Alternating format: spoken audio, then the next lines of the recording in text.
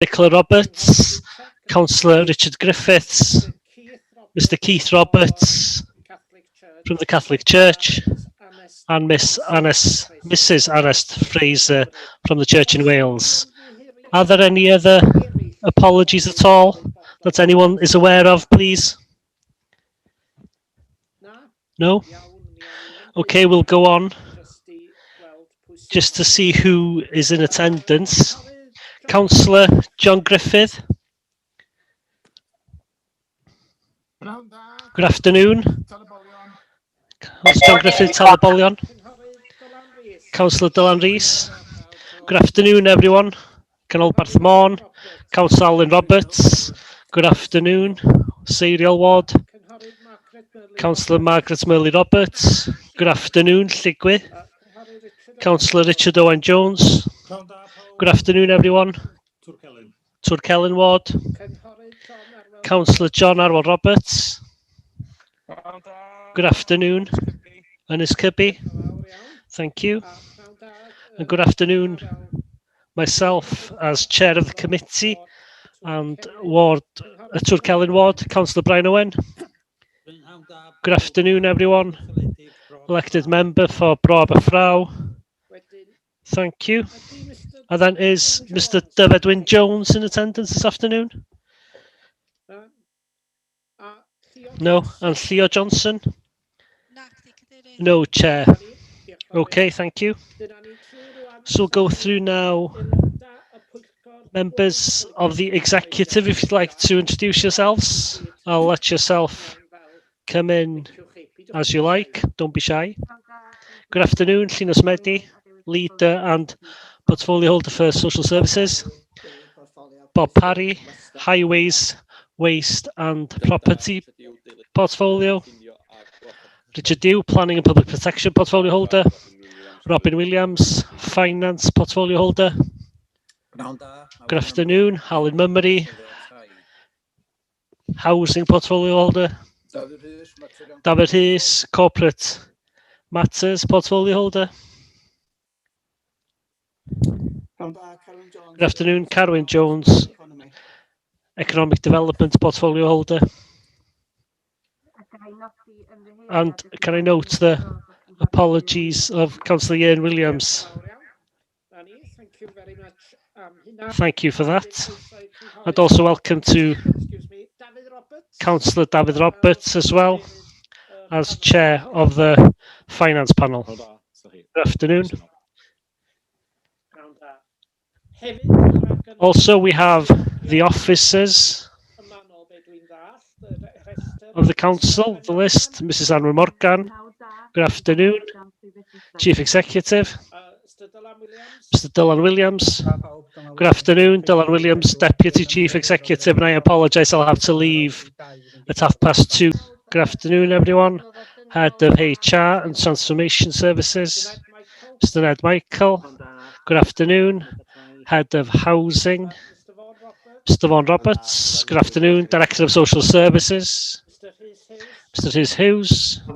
Good afternoon. Director of Education, Skills and Young People, Mr. Christian Banch. Good afternoon.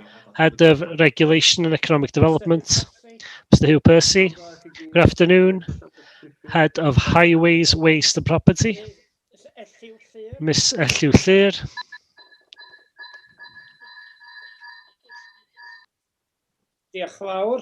Thank you.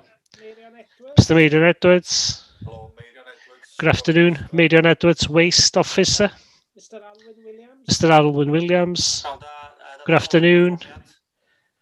Performance Analyst, Mr. Hugh Jones. Good afternoon. Head of Democratic Services, Mrs. Anwen Davis. Good afternoon. Head of Scrutiny, Mrs. Shauna Drow. Good afternoon. Scrutiny Officer, and Mrs. Anne Holmes. Good afternoon, Committee Officer. Thank you. Recording stopped. Recording in progress. Bethan Roberts, Wales Audit Office as well. Good afternoon, Bethan Roberts from Wales Audit Office as well. Okay, thank you. Thank you very much. Welcome. Okay, so we'll go on with the agenda. Expressions of interest from anybody this afternoon? No? Okay. We'll go on therefore to the minutes of the previous meeting. I'm intending to take the 3 sets of minutes as read. So can somebody propose them of the 26th of March 2021, the 23rd of April, and also the election of chair and vice chair held on the 18th of May. Anyone propose? Happy to propose, Chair, Councillor Dylan Rees, and seconded by Councillor John Arwell Roberts. If you're all in agreement with that, if you could just show, please. I'm not going to go through your names because it's just accepting them as a record. It seems unanimous. The only thing I was going to ask, I did notice on one of the minutes, additional action that an Anglesey Community Resilience Handbook be created to capture the lessons and good practices of the pandemic at community level. The LGA London Community Resilience Handbook to be consulted as reference, and the community support group to be consulted for input. Do we know if anything has happened with that up to now, please? I'll come in as Chief Executive if that's okay.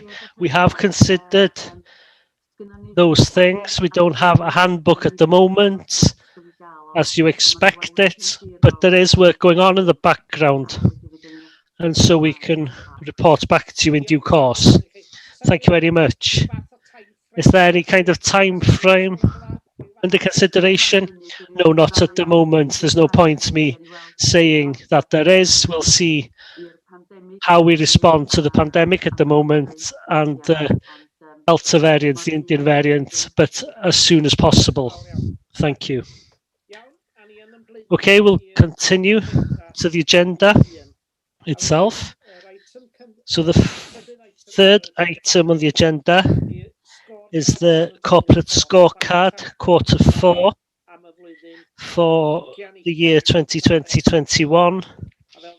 And as you know, this was a difficult quarter because the second wave had hit hard at this point. And you know, it is praise to the council that they continue to providing services during such a turbulent time. It's been more of a challenge for society and for each public body and